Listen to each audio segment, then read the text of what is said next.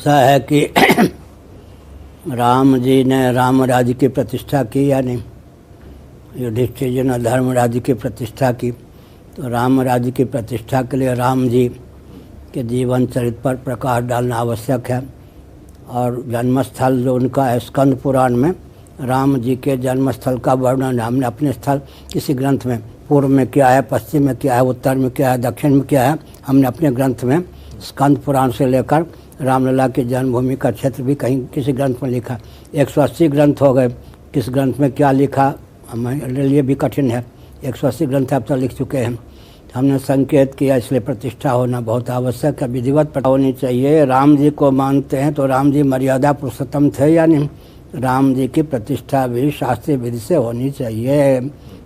अम्बेडकर की मूर्ति, सातवलेकर जी की मूर्ति, वो सब अलग है। राम जी की मूर्ति की प्रतिष्ठा जो है अर्चा विग्रह कहते हैं, विधिवत होनी चाहिए, तो क्षेत्र में उत्कर्ष होता ही है।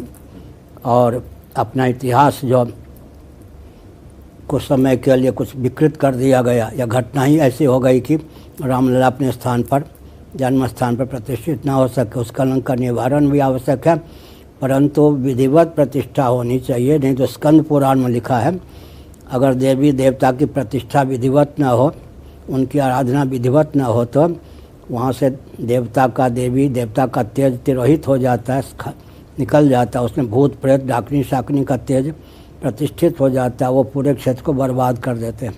प्रतिष्ठा होनी चाहिए, लेकिन विधिवत शास्त्रीय विधा से। हम एक बात आजकल कहते हैं, यातायात के जो नियम हैं जी, वो तो लौकिक हैं। अमेरिका में राइट हैंड साइड, भारत में लेफ्ट हैंड साइड, लेकिन यातायात के जो विधि निषेध हैं, नियम हैं, उनका अनुपालन करेंगे तो गंतव्य तक पहुँचेंगे जी। तो जब लौकिक फल की प्राप्ति के लिए भी लौकिक विधि निषेध का जो मनुष्यों के द्वारा निर्मित है पालन करना पड़ता है, तो शास्त्र सम्मत फल की प्राप्ति के लिए शास्त्र सम्मत विधि निषेध का अनुपालन करना ही चाहिए।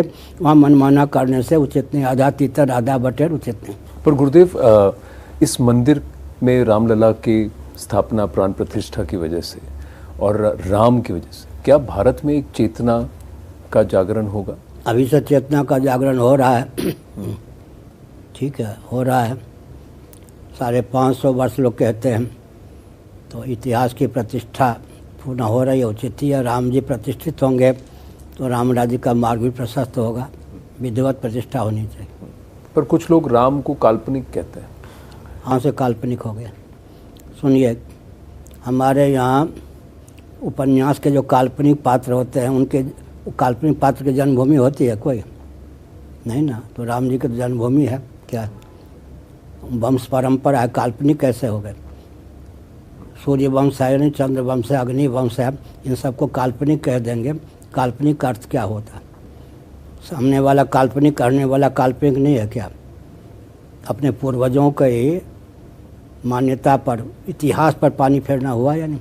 रघुवंश का वर्णन है या नहीं? वाल्मीकि रामायण ये सब में क्या हुआ? रघुवंश काव्य है या नहीं?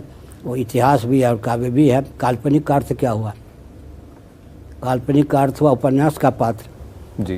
तो राम जी के जो यात्रा सब स्थल आजकल वह हैं या नहीं?